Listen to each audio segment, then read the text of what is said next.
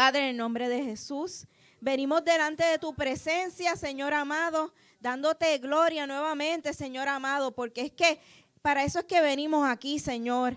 Te damos gloria, te damos honra, gracias, Señor, porque es que no podemos callarnos, Señor amado.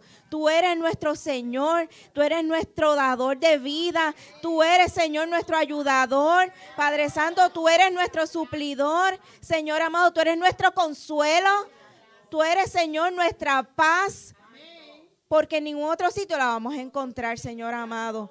Padre, te presentamos, Señor amado, este mensaje, Señor, que de la misma forma que caló en mi vida, Señor amado, y tú me hablaste hace un tiempo, que toque la vida de mis hermanos y mis hermanas.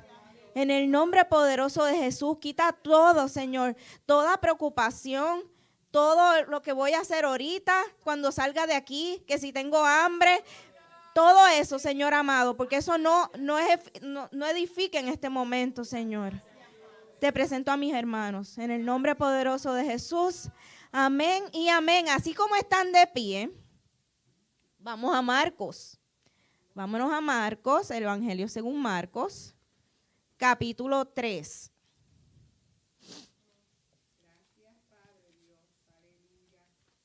Marcos capítulo 3, versículos 7 y 8. Voy a estar haciendo lectura de la Nueva Traducción Viviente. Y la palabra de Dios dice: Jesús fue al lago con sus discípulos y una gran multitud lo siguió. La gente llegaba de toda Galilea, Judea, Jerusalén, Idumea del norte del río Jordán, y de lugares tan al norte como Tiro y Sidón. Las noticias sobre sus milagros corrían por todas partes y una enorme cantidad de personas llegó a verlo. Que el Señor añada bendición a su palabra. Se pueden sentar. Y quiero hacer una aclaración porque lo que mi esposo tocó esta mañana en la clase, realmente yo le decía, va a seguir mencionando cosas. Y quiero aclararles que nosotros no nos ponemos de acuerdo, no nos pusimos de acuerdo cuando nos toca prepararnos para, ¿verdad?, las responsabilidades ministeriales de predicar, de traer la palabra, la enseñanza. Sí, nos sentamos juntos, es una actividad que nos gusta hacer, nos gusta sentarnos juntos a estudiar la palabra, pero nosotros estamos cada uno en nuestro mundo, en nuestro escritorio, a veces estamos uno al ladito del otro, nos compartimos material, los libros de referencia, etcétera, pero nosotros no hablamos de lo que estamos haciendo. Quiero aclararle eso porque es que muchas de las cosas que él tocó esta mañana tienen mucha relación con lo que el Señor puso en mi corazón para traer esta mañana, ¿verdad?, en el mensaje. Y entonces estuvimos leyendo esos 2 versículos de Marcos y vamos a ver, ¿verdad? Vamos a hablar, como dice el título, los que ven y los que están. Y van a ir entendiendo en la medida que vaya desarrollando esta porción bíblica. Y Marcos presenta en esta escritura el crecimiento continuo del ministerio de Jesús, ¿verdad? Y seguimos leyendo, que vamos más adelantito a leer. Él va mostrando el crecimiento, o sea que se estaba extendiendo el mensaje de los milagros que estaba haciendo el Señor Jesús y la gente comenzó a seguirlo. Sin embargo, él contrasta a 2 grupos de seguidores, de personas que lo estaban siguiendo. Sus discípulos, que vamos a ver ahorita quiénes eran, y una gran multitud. Dentro de sus discípulos, ahorita vamos, como les dije, a ver quiénes eran, y la gran multitud, que podían venir por muchas razones y buscando diferentes cosas. Nuevamente, vamos a aclarar eso más adelante. Estos 2 grupos de seguidores se diferencian tanto en su tamaño como con su relación con Jesús. Estaban los discípulos y estaba otro grupo que lo seguía. obviamente, el grupo de los discípulos era más pequeño. El otro grupo era más grande. Y la relación que tenía ese grupo relacionado bien cercano a Jesús era una, y la relación que tenía el otro grupo era diferente. ¿Ok? Entonces, vamos ahora a movernos a Marcos. Ya leímos el 7, ya leímos el 8. Voy a leer del 9 al 12. ¿Ok? Jesús encargó a sus discípulos que prepararan una barca para que la multitud no lo apretujara. Ese día sanó a tanta gente que todos los enfermos empujaban hacia adelante para poder tocarlo. Y cuando los que estaban poseídos por espíritus malignos lo veían, los espíritus los arrojaban al suelo frente a él y gritaban: tú eres el Hijo de Dios. Pero Jesús ordenó severamente a los espíritus que no revelaran quién era él. Así que esta porción de la Escritura me está diciendo de que esa multitud, que ya dije que se componía de dos tipos de personas, eran esa euforia que tenían ese grupo de personas, era tan grande y tan fuerte que representaban un peligro potencial para el ministerio de Jesús. Y fíjate que la expectativa es que se diera a conocer, ¿verdad? Ciertamente. Pero la magnitud de lo que estaba ocurriendo estaba fuera de control hasta cierto punto. Fíjate que dice que encargó a sus discípulos, le prepararon un barco para poderles hablar desde una posición que no lo apretujaran. Y yo no sé si ustedes han visto estas masas humanas que gente hasta muere cuando hay eventos multitudinarios que no se controlan bien. Las personas siguen caminando y aplastan las personas. Eso se llama una avalancha humana. Así que sí, físicamente la integridad de Jesús estaba comprometida de los que lo seguían. Pero no era solamente eso.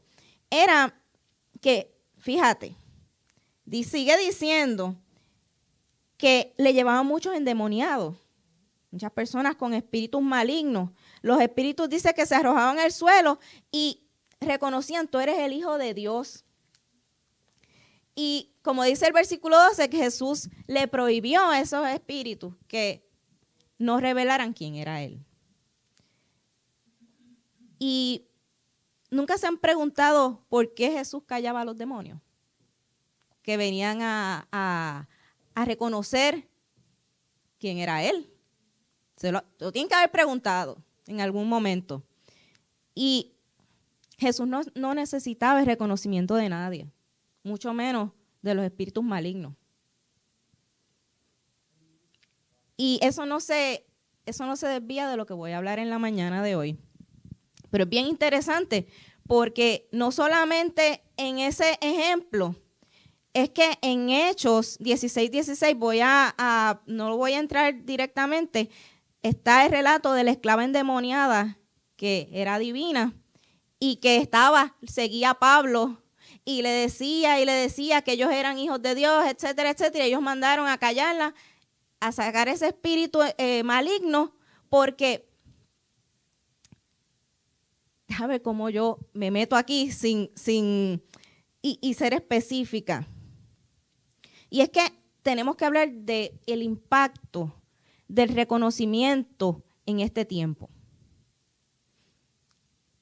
Y Jesús no necesitaba, como les dije, que los seguidores que él estaba libertando, esos espíritus malignos realmente, ¿verdad?, los reconocieran. Él no necesitaba eso. Él no necesitaba que los reconocieran, punto, porque él vino a cumplir una misión, los reconocieran o no. Y la cumplió, ciertamente. Y yo quiero analizar un poco el impacto del reconocimiento en la vida del creyente. Y los veo bien calladitos, pero atiéndanme. Es que esta sociedad y el ser humano traduce la cantidad de reconocimiento y de seguidores con el éxito y la prosperidad. en lo secular y en lo ministerial. ¿Okay? Y eso es un hecho, eso es un dato. El éxito de los ministerios se mide por la cantidad de seguidores. El éxito de los ministerios se mide por, ahora mismo, ¿verdad? Las redes sociales. Eso llegó para quedarse. Y lo que vendrá después, cuántas personas te siguen, cuántos números de seguidores, cuántas personas te comentan, cuántas personas te dan like, te dan follow y cuántas personas, ¿verdad?, siguen y reconocen que lo que tú estás haciendo es o no es de Dios. ¿Sí? ¿Verdad que sí? Así que yo quiero que pongamos esto en perspectiva.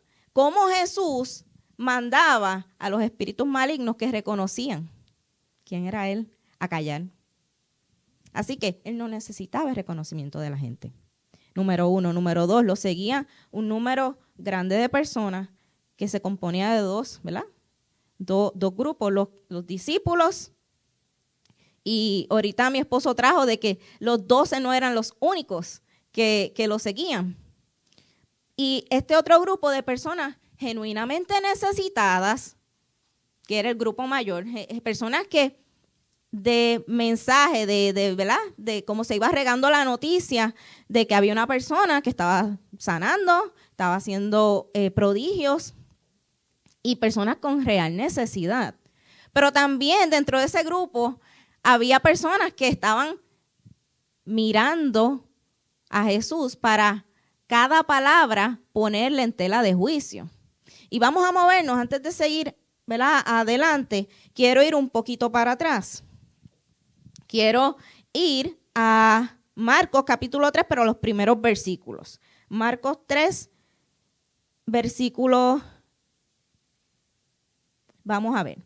Jesús entró de nuevo, desde el versículo 1, Jesús entró de nuevo en la sinagoga y vio a un hombre que tenía una mano deforme. Como era el día de descanso, los enemigos de Jesús lo vigilaban de cerca.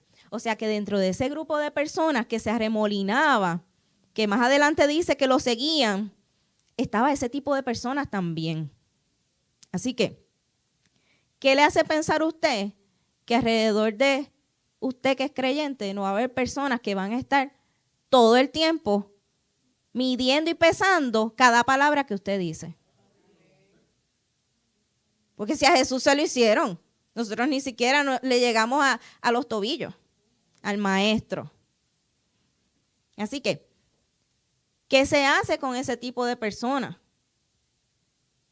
Sigue diciendo la Escritura. Los enemigos de Jesús, versículo 2, lo seguían, lo vigilaban de cerca. Si sanaba la mano del hombre, tenían pensado acusarlo por trabajar en el día de descanso. Jesús le dijo al hombre con la mano deforme: ven y ponte de pie frente a todos. Luego se dirigió a sus acusadores y les preguntó: ¿permite la ley hacer buenas acciones en el día de descanso o es un día para hacer el mal? ¿Es un día para salvar la vida o para destruirla? Pero ellos no quisieron contestarle porque ellos sabían. Jesús miró con enojo a los que los rodeaban, profundamente entristecidos por la dureza de su corazón. Mira, hermano, cuando les digo que vamos a hacer con ese tipo de personas, mira, nos tenemos que entristecer, pero tenemos que seguir haciendo lo que el Señor nos mandó a hacer. Nos entristecemos porque no importa lo que hagamos, si estamos haciendo lo que el Señor nos mandó a hacer, siempre y cuando estemos haciendo lo que el Señor nos mandó a hacer, ese tipo de personas siempre van a estar alrededor de nosotros. Y la dureza de su corazón es tanta que no importa si nos dirigimos a la derecha o a la izquierda, la forma que obremos, siempre lo vamos a hacer mal. ¿Qué hacemos nosotros en un caso así? ¿Nos detenemos? Tenemos que seguir hacia adelante. ¿Okay? Entonces, mirad lo que hizo Jesús. Jesús les hace la pregunta y ellos no quisieron contestarle porque ellos sabían. Jesús miró con enojo a los que los rodeaban, profundamente entristecidos por la dureza de su corazón. Entonces dijo al hombre: extiende la mano. Así que el hombre la extendió y la mano quedó restaurada. los fariseos salieron enseguida y se reunieron con los partidarios de Herodes para tramar cómo matar a Jesús. Y en la clase estuvimos discutiendo, si estuvieron pendientes, cómo esa maldad de esas personas se extendió hacia el momento de la resurrección, que ellos pagaron sobornos para cambiar el testimonio de los soldados que estaban velando la tumba. Así que eso no se detuvo, pero eso tampoco detuvo a Jesús de hacer lo que el Padre lo había mandado a hacer. ¿Okay? Y nosotros vimos también en la clase cómo nosotros tenemos que hacer lo que Jesús hizo, o sea, habló en la palabra, pero también lo que Él hizo.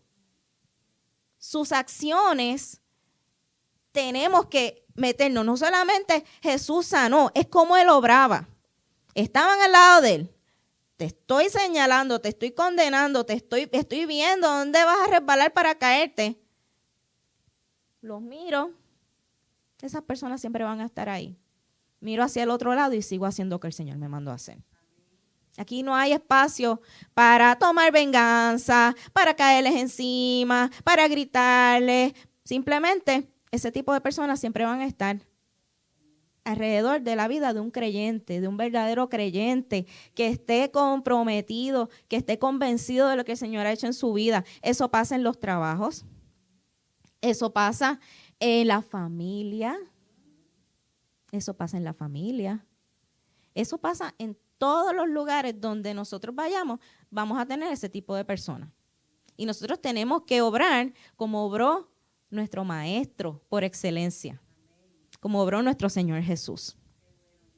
Entonces, así que tenemos ese tipo de personas que lo seguían a Jesús. Tenemos que había personas que realmente estaban necesitadas, que realmente se acercaron al Señor porque, hermanos, tenemos que entender que lo que hoy usted resuelve con un médico, en ese tiempo no se resolvía tan fácilmente. Una infección en un diente, una muela te podía matar, por decir una condición. Cuando usted va al dentista le da un antibiótico y se acabó. Y se hace una remoción de una pieza y ya se acabó. Así que realmente había una necesidad, había enfermedad, había mucha miseria, mucha pobreza, y las personas estaban dándose cuenta que había uno que estaba haciendo milagros. ¿Cómo no lo voy a seguir? Sin embargo, quiero que vayamos un momentito a Santiago, capítulo 1, y en esto me quiero concentrar. Santiago, no estaba en mis notas. Santiago capítulo 1, versículo 22. No solo escuchen la palabra de Dios, tienen que ponerla en práctica. De lo contrario, solamente se engañan a sí mismos. En la Reina Valera dice, no seamos oidores olvidadizos, ¿verdad? Así es lo que dice, así dice en la Reina Valera, es la misma palabra. No solo escuchen la palabra de Dios, tienen que ponerla en práctica. De lo contrario, solamente se engañan a sí mismos. Pues si escuchas la palabra, pero no la obedeces, sería como ver tu cara en un espejo. Te ves a ti mismo y luego te alejas y te olvidas cómo eres. Pero si miras atentamente en la ley perfecta que te hace libre y la pones en práctica y no olvidas lo que escuchaste, entonces Dios te bendecirá por tu obediencia. Entonces, esto me lleva, volviendo acá a Marcos, a que Jesús tenía personas que lo seguían, pero genuinamente.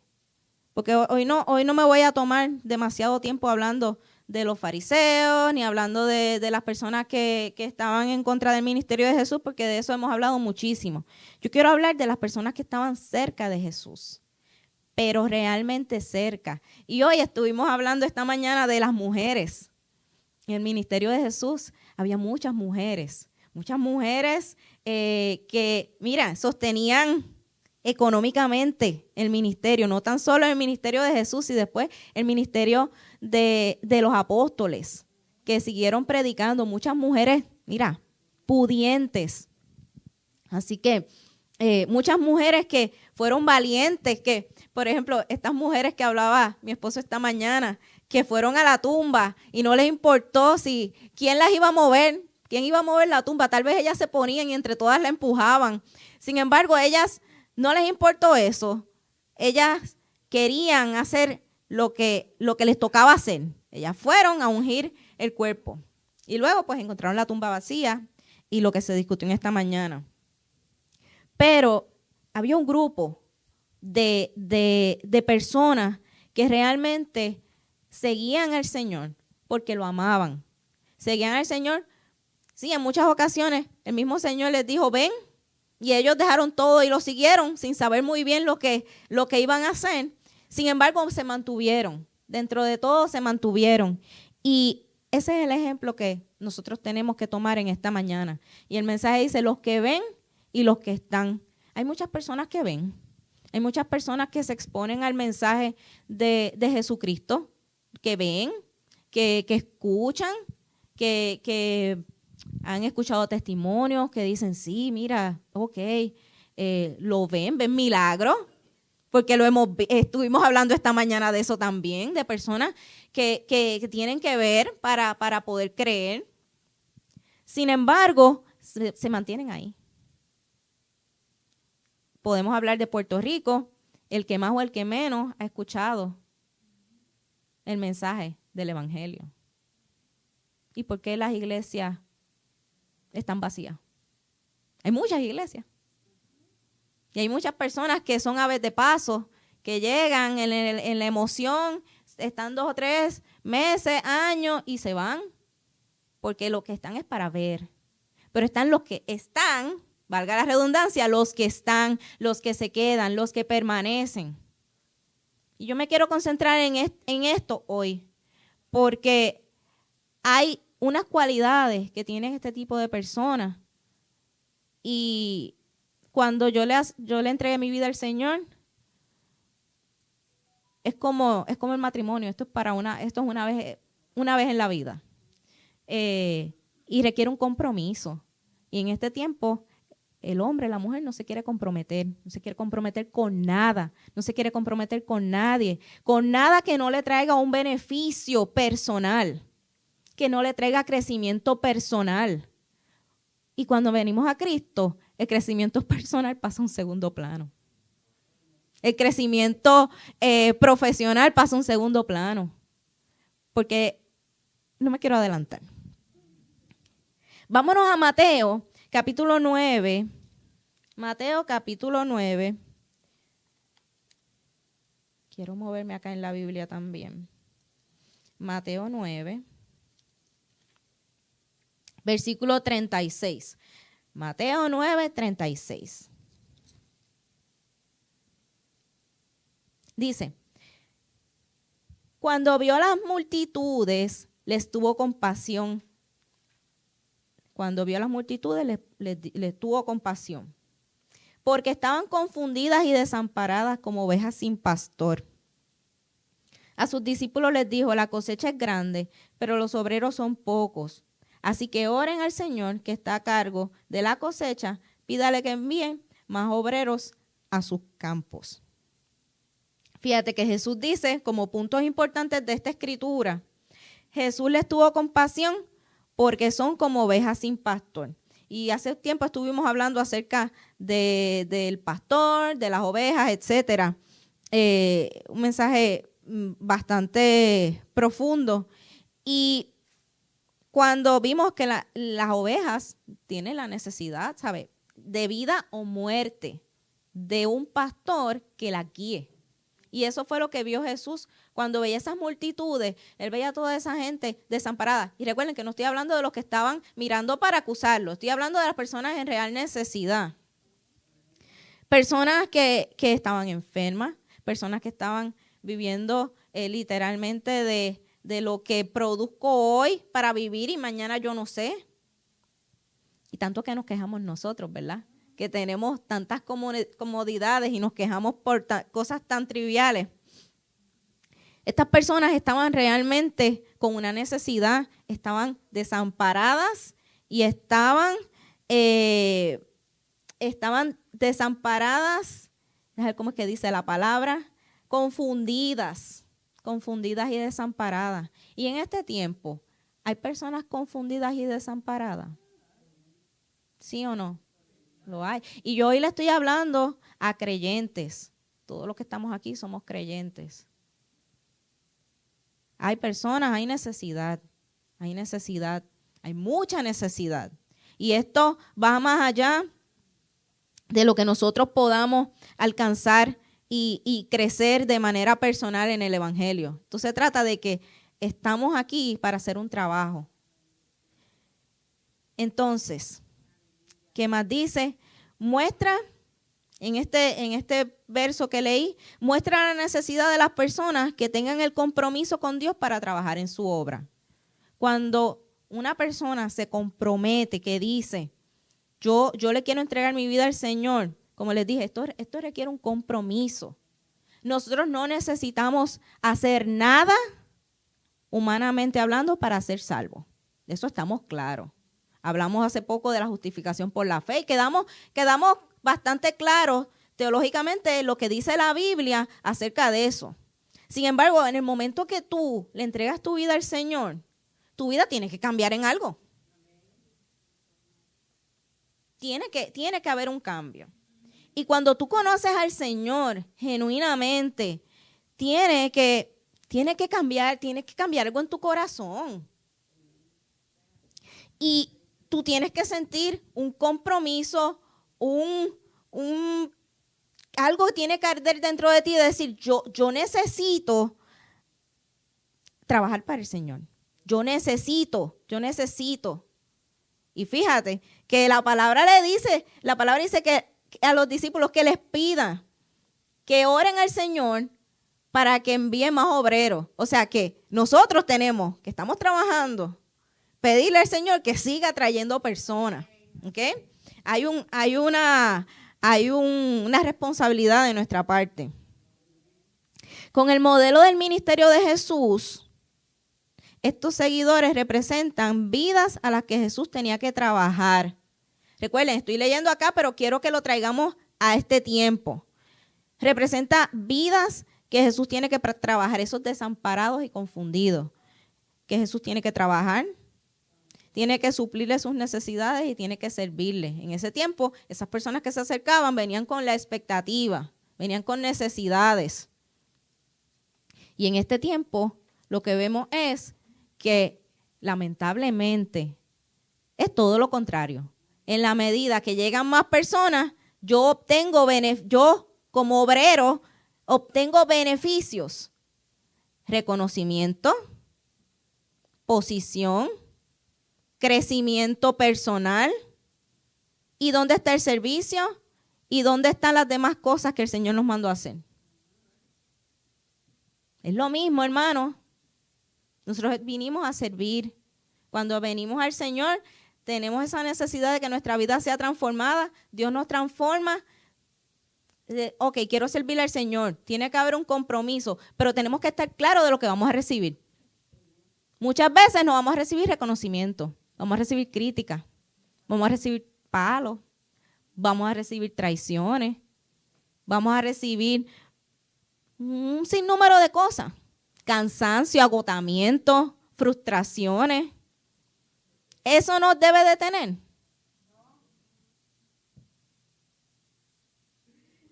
Sin embargo, tenemos que seguirle pidiendo al Señor que envíe más obreros. Amén. Entonces, vamos a hablar de la misión.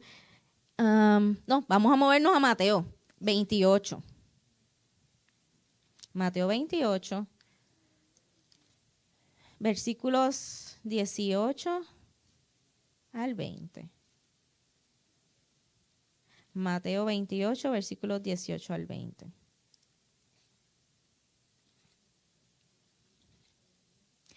Fíjense, vamos a leerlo primero. Dice, Jesús se acercó y dijo a sus discípulos, se me ha dado toda autoridad en el cielo y en la tierra. Por lo tanto, vayan y hagan discípulos de todas las naciones, bautizándolos en el nombre del Padre y del Hijo y del Espíritu Santo. Enseñen a los nuevos discípulos a obedecer todos los mandatos que les he dado. Y tengan por seguro esto, yo estoy con ustedes hasta el fin de los tiempos. Nosotros estamos convencidos y creemos de que el Señor está con nosotros hasta el fin de los tiempos. Yo estoy convencida de eso, porque mis momentos más oscuros, mis momentos más difíciles, yo no me he sentido sola, el Señor ha estado conmigo. Así que estas palabras las tenemos que atesorar en nuestro corazón y creerlas. El Señor está con nosotros y va a estar con nosotros hasta el fin de los tiempos. Y entonces, hablando de este texto, dice la misión de los 12. Y en este caso, él estaba hablando a sus 12 discípulos, ¿verdad? A 11, porque ya Judas no estaba. Pero Marcos y Lucas, ¿verdad? Leí de Mateo. El Evangelio según Marcos y según Lucas tratan de forma resumida la misión de los 12 discípulos. Los menciona, los enumera, etc. Tratan de forma resumida la misión de los 12 discípulos durante el ministerio de Jesús en Galilea. Sin embargo, Mateo está interesado sobre todo en la misión de la iglesia. ¿Okay? Por eso dedica atención especial a las instrucciones de Jesús a sus discípulos sobre la misión de estos. Y es interesante cómo Mateo también habla mucho, ¿verdad? Está hablándole a una población o una audiencia judía que habían venido, ¿verdad?, al conocimiento de Cristo, cómo ellos tenían que romper con todo ese tipo de religiosidad para ellos poder abrir su mente, su corazón, a servir a los que no son como ellos, a los que no eran como ellos. Entonces, en los evangelios, los discípulos por excelencia son los 12 discípulos, que son los que más se mencionan. Pero había otro grupo que era poco más numeroso de seguidores de Jesús. Y esto es bien importante. Esto es bien importante. Y vamos a ver lo que dice Juan, capítulo 6, versículo 66. Si no tiene tiempo, no lo busque, lo puede anotar. Dice, a partir de ese momento, muchos de sus discípulos se apartaron de él y lo abandonaron. Entonces Jesús, mirando a los, preguntó, ¿ustedes también van a marcharse? Y esto me hace pensar, antes de continuar con la otra escritura, es que cuando nosotros decidimos entregarle nuestra vida al Señor, decidimos servirle, estamos trabajando para Él, tenemos que entender y comprender, y es por eso que les digo que es todo lo contrario a la percepción humana de lo que es servirle al Señor, es que el ministerio es solitario. Y esto yo lo aprendí desde mis inicios con mis pastores. Sin embargo, hay que vivirlo para darte cuenta y entenderlo de que el ministerio sí es solitario. Y que nos pase a nosotros no es nada. A Jesús le pasó. ¿Qué les dice? El grupo, ¿verdad? Que no estaba dentro de sus 12 se le fue. Y él mira a los 12 y le dice, ¿ustedes también me van a dejar? Váyanse. Eso no iba a determinar el que estuvieran o no, que Jesús hiciera lo que el Padre lo había mandado a hacer. Así que, ¿qué les quiero decir con esto? Pues los estoy preparando. Si usted está aquí y usted está determinado a trabajar para el Señor, usted tiene que entender este tipo de cosas. Tiene que entender estos principios, porque no todo va a ser todo bien bello. No todo lo que se ve en las redes es cierto. Vamos a hablar claro. No todo lo que se ve en las redes es cierto. Y nos gusta porque es estético, porque todo está en su lugar. ¿Cómo es posible que estas personas, y vamos a irnos más allá de lo ministerial, cómo personas pueden tener casas tan recogidas y pueden tener una vida tan ordenada? Cuando apagan las cámaras, usted enfoca para el lado y este reguero, pero eso usted no lo ve. ¿Verdad que sí? Usted ve esos programas de cocina, todo hermoso, y siguen poniendo elementos. Hermano, si miramos lo que hay detrás, usted sabe el reguero que tiene que haber, que de pensarlo nada más yo digo, wow. Pero es así. nosotros a veces nos dejamos llevar por lo que vemos y nos dejamos engañar. Nos dejamos engañar. Y el ministerio es solitario, Jesús lo dijo. Pero aquí, en esta escritura, demuestra que había otro grupo de seguidores que tal vez por lo que estaba ocurriendo en el momento no entendieron y se le fueron del lado del Señor. Tal vez eventualmente ellos comprendieron y regresaron. Eso lo sabemos porque el mensaje se siguió extendiendo. Pero en esencia, sí había un grupo de personas que estaban siguiendo al Señor y no solamente veían, sino que estaban. Ver es una cosa, estar es de permanencia. Estoy aquí y a donde se mueva mi maestro, yo me voy a mover. Aunque yo no entienda, aunque yo no comprenda, donde Él me mande, yo voy a ir. Entendiendo y comprendiendo que en lo que yo he creído. ¿Ok? Vamos al próximo ejemplo para demostrarles que había, aparte de los 12, un grupo más grande entre los que había muchas mujeres.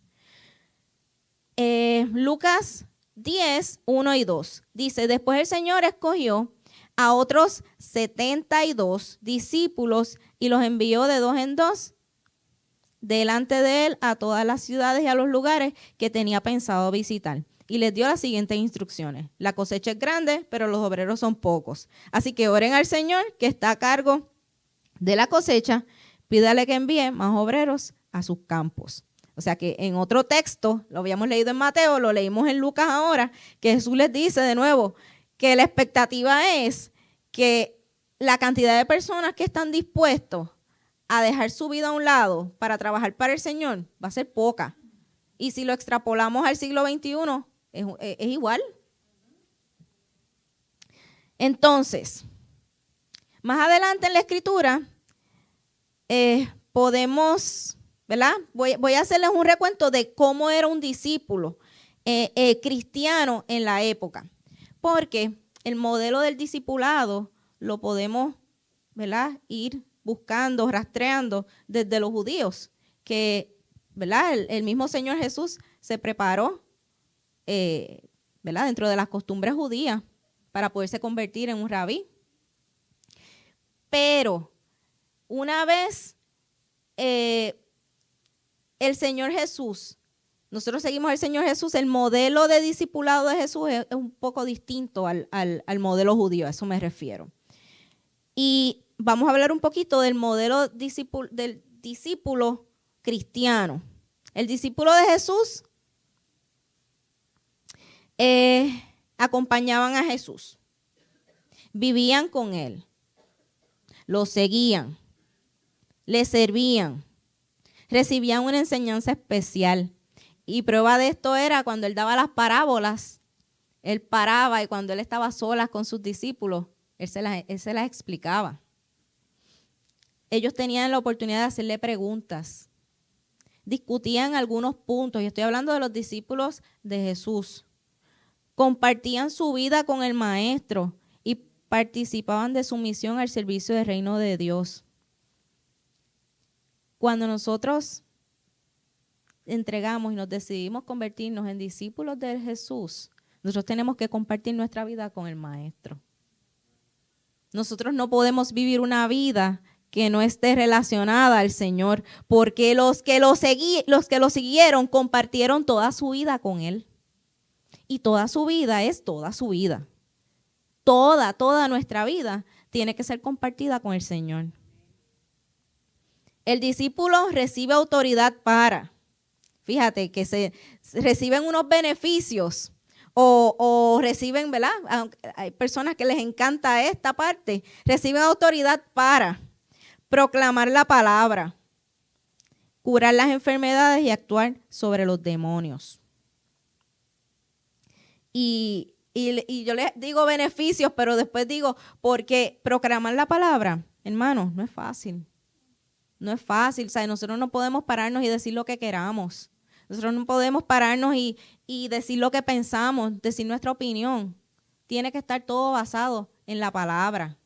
Aquí no hay psicología que valga. Aquí no hay autoayuda. Aquí no hay estudios. ¿Qué les puedo decir? Aquí está la palabra. Y está seguir llevando el mensaje del Señor. Y recibe autoridad para curar enfermedades y actuar sobre los demonios. Aquí los beneficios que yo les hablo, esa autoridad que recibimos, o que recibían los discípulos, que también la hemos recibido nosotros, de proclamar la palabra, curar enfermedades y actuar sobre demonios, es para el servicio de otros. Es para el servicio de otros. Entonces, después de la muerte y resurrección de Jesús, la participación en la vida y misión del Maestro se traduce en una manera cristiana de vivir conforme al ejemplo de las enseñanzas de Jesús. ¿Okay? A veces en medio de las dificultades. Y ahí es cuando se complica la cosa. Porque de nuevo, creemos que venir al Señor Jesús es todo beneficio. Beneficio, sí, tenemos el beneficio más grande, que es la vida eterna en Cristo Jesús. De que cuando Cristo venga, o no, partamos de este mundo físico, o vamos para arriba o vamos para abajo. Pues si estamos con Jesús, vamos para arriba. Vamos para el cielo, nos vamos con Él. Ese es el beneficio más grande. Y nuevamente, estuve hablando de los discípulos. Cuando nosotros, esto que les leí y les resumí sobre lo que hacían los discípulos de Jesús, se traduce en este tiempo a vivir una vida conforme a las enseñanzas de Jesús. That's it. Eso es lo que separa a un discípulo de una persona que solamente va a mirar o va con expectativa de ver qué va a pasar. Vámonos a Mateo 8. Mateo 8, 18 al 27. Mateo 8, del 18 al 27. Okay. Dice 18. Me fui al 28. Vámonos al 18. Dice: cuando Jesús vio la multitud que los rodeaba, dio instrucciones a sus discípulos de que cruzaran al otro lado del lago. Entonces uno de los maestros de la ley religiosa le dijo: Maestro, te seguiré a donde quiera que vayas. Jesús le respondió: los zorros tienen cuevas donde vivir y los pájaros tienen nidos, pero el Hijo del Hombre no tiene ni siquiera un lugar donde recostar la cabeza. Y quiero detenerme aquí un momento. Jesús le está diciendo: tú me vas a seguir, pero tú vas a pasar necesidades. No sé si ustedes entienden lo que el Señor le... o sea, tú tienes unas ganas de seguirme, ok, pero esto tiene unas implicaciones. Hay unas cosas que tú vas a padecer. Y yo no estoy hablando de que hoy nosotros no podemos tener nuestra propia casa, nosotros no podemos tener, ¿verdad?, pertenencia, porque vivimos en una sociedad muy distinta, ¿verdad?, a la sociedad del primer siglo. Lo que les quiero decir, ¿qué está sonando? Ok. Disculpen. Ok. Del primer siglo. Sin embargo, se me fue el hilo y me dan un segundo. Jesús lo que les está diciendo es que tienen que entender que van a tener necesidades, que van a pasar necesidades, que esas son las cosas que vienen con el paquete. ¿Ok? Luego, vamos al versículo 21. Otro de sus discípulos dijo: Señor, deja que primero regrese a casa y entierre a mi padre. Jesús le dijo: sígueme ahora. Deja que los muertos espirituales entierren a sus propios muertos. Y cuando leemos esto por encima, podemos decir: caramba, qué insensibilidad. Y no se trata de eso. Es que en nuestra vida va a haber cosas, porque no lo podemos tomar completamente literal, es que va a haber cosas que van a pasar a un segundo plano. Y eso es lo que nosotros tenemos que entender. Cuando nosotros venimos a Jesús y decidimos: mira, yo le voy a servir, yo le voy a entregar mi vida, yo voy a convertirme en un obrero, ¿verdad? Como dice la palabra, que le quiero servir, quiero dedicar mi vida a proclamar la palabra. Va a haber cosas en nuestra vida que van a pasar a un segundo plano. ¿Ok? Oye, si muere un familiar de nosotros, vamos a tomar el tiempo y estar con ellos. O sea, no lo tomemos en ese punto. Pero va a haber cosas que nuestra carne va a desear, que nosotros le tenemos que decir, mira, no, porque ahora tú estás en otro ámbito en tu vida, tú estás con Jesús, tú estás haciendo algo para él y eso va a pasar a un segundo plano. Ahora tu prioridad es esta. Y lamentablemente a las personas no les gusta comprometer su vida personal por la vida ministerial. No les gusta. No les gustan ese tipo de sacrificio. No les gusta. Entonces, aquí vamos al próximo tema, que son las dificultades. Jesús calma la tormenta en el versículo 23. Luego Jesús entró a la barca y comenzó a cruzar el lago con sus discípulos. De repente se desató sobre el lago una fuerte tormenta con olas que entraban en la barca, pero Jesús dormía. Los discípulos fueron a despertarlo. Señor, sálvanos, nos vamos a ahogar, gritaron. ¿Por qué tienen miedo?, preguntó Jesús. ¿Tienen tan poca fe? Entonces se levantó y reprendió al viento y a las olas y de repente hubo una gran calma. Los discípulos quedaron asombrados y preguntaron, ¿quién es este hombre? Hasta el viento y las olas lo obedecen. Fíjate que ellos querían estar con él. Jesús ya les estaba advirtiendo, mira, tú sabes que vas a pasar necesidades, número 1. Sabes que vas a tener que poner unas cosas mías. Y tercero, les dijo, calmó la tormenta y les dijo, ellos todavía no entendían. ¿Por qué tienen miedo? Tienen tan poca fe. Y aún, ¿verdad? Cuando ocurrió todo eso, que él calma la tormenta, los discípulos, ¿quién es este hombre? O sea, que ellos querían seguir a alguien que ellos no conocían en ese momento. Pero ellos empezaron a ver y a comprender las cosas que el Señor hace y cómo las hace.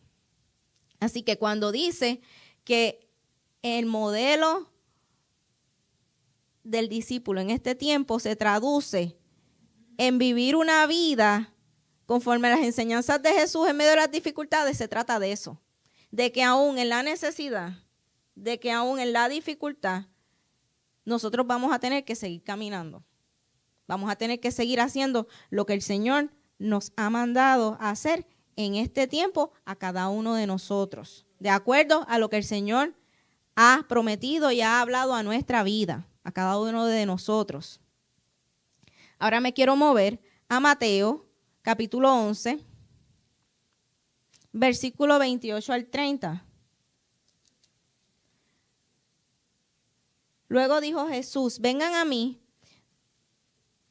todos los que están cansados y llevan cargas pesadas, y yo les daré descanso. Fíjate, qué lindo eso. Mira lo que dice el versículo 29, pónganse mi yugo, déjenme enseñarles, porque yo soy humilde y tierno de corazón, y encontrarán descanso para el alma. Pues mi yugo es fácil de llevar, y la carga que les doy es liviana. Y aquí, hermano, realmente está el beneficio de nosotros servirle al Señor. De que aún en medio de las dificultades, de las carencias, de las crisis, de los problemas, realmente el Señor nos da descanso en nuestra alma. Pero tenemos que creerlo, porque no podemos ser creyentes, como dice, como los que creyentes incrédulos. No sé si eso es una expresión correcta, pero estamos ahí porque lo vemos, porque sí, porque el Señor, pero cuando llega el momento de la verdad, entonces nos damos cuenta que no le creemos nada. Tenemos que realmente creerle. ¿Y cómo nosotros logramos eso? Mira, hermano, llevando una vida de oración, llevando una vida de estudio de la palabra, pero entendiéndola realmente, relacionándonos con Él y que lleguen momentos en nuestra vida que tengamos que tomar decisiones. Y ahí entonces llegan las pruebas. Por eso los creyentes pasan por pruebas, porque es que sin prueba no hay crecimiento. Sin prueba, ¿cómo tú vas a saber que tú le das prioridad a Dios sobre cosas que no vienen al caso si tú no pasas por una prueba? Que tienes que determinar, que tienes que decidir, que tienes que actuar, que tienes que tomar una decisión porque sí, porque de eso depende. Cuando pasamos por eso, entonces nuestra fe es fortalecida. Ahí es donde encontramos descanso, donde encontramos estoy con el Señor. Sus caminos y lo que Él determina en mi vida es mejor de lo que yo puedo determinar. Me entrego completamente a Él y que el Señor haga. Y por último, el discípulo verdadero, estoy hablando en este tiempo, permanece en la palabra de Jesús y la comunica a otros, continuando la acción salvífica del Señor Jesús. Aunque nosotros creamos que bueno, es que yo no tomo parte, yo no predico en una iglesia. Usted es parte de esa acción salvífica del Señor Jesús cuando con nuestro testimonio nosotros predicamos. En nuestro lugar de trabajo, cuando hay crisis, usted mantenga calma. Y tú sabes qué, que las personas dicen, ay, esta persona tiene una calma, tiene una paz. Pero ¿cómo? Si el mundo se le está cayendo encima. Pues eso, nosotros ahí nos estamos comportando como discípulos, porque ¿qué hacía el maestro en medio de la tormenta? Durmiendo. Y ahora mismo está cayendo una tormenta. Ahora mismo está lloviendo bien fuerte. Eso me acuerda. Déjame contarles esto antes de retirarme de aquí hoy. Una vez aquí estaba ocurriendo un problema en los drenajes y se metía el agua. Y yo recuerdo que la primera que quería salir corriendo era yo, porque por esas puertas se comenzó a meter el agua. Y aquí estaba predicando la pastora Emily, y yo veo esa agua entrando, y yo abro los ojos, y yo le digo a mi esposo, nos vamos a ahogar. Y Javier, cálmate, que uno no se ahoga con una pulgada de agua. Pero en momentos... Volviendo a la tormenta. Jesús estaba durmiendo en medio de la tormenta. Y hay veces que nosotros predicamos de esa forma. Se me está cayendo el mundo. Me están pasando 1000 cosas. Pero yo estoy en paz. Estoy en paz porque el Señor es el que está bregando. Yo estoy en paz porque el Señor es el que va a hacer. Yo tengo paz porque aunque las cosas no están pasando y obrando de la forma que yo quería, porque somos voluntariosos muchas veces. El Señor hasta aquí me ha traído y me ha traído en bien. Así que un verdadero discípulo continúa cuando comunica con su vida esa acción salvífica del Señor Jesús. El verdadero discípulo vive en comunidad. Nosotros no somos entes. Desde el Señor no nos creó para vivir separados de la comunidad, de la sociedad. Nos creó para vivir en comunidad. Nos necesitamos los unos a los otros. Eso en el aspecto secular y en el ministerial, mucho más. El verdadero discípulo forma iglesias e invoca al Señor Jesús. O sea, que el creyente se tiene que congregar. Nos guste o no nos guste, el creyente se tiene que congregar, tiene que vivir una vida en comunidad. Es parte de lo que el Señor espera de nosotros. Y hoy me tomo el atrevimiento de hablar de esa manera porque todos los que estamos aquí somos creyentes. Todos los que estamos aquí hemos aceptado el mensaje de salvación. Por lo tanto, el mensaje en este caso, ya que hemos aceptado al Señor, esto es lo que nos toca. Esto es lo que queremos hacer para vivir una vida agradable al Señor, una vida que sea productiva para el Señor. Nosotros vinimos a este mundo a hacer algo. Pero más allá de lo que podamos querer y desear, logros seculares, profesionales, académicos, de reconocimiento, de fama, es hacer la voluntad del Señor en nuestra vida. A eso es a lo que el Señor me ha llamado y lo ha llamado a cada uno de nosotros. Y en esta mañana mi exhortación es, demos ese paso. Demos ese paso. Créeme que cuando el Señor dice que encontraremos descanso para el alma, encontraremos descanso.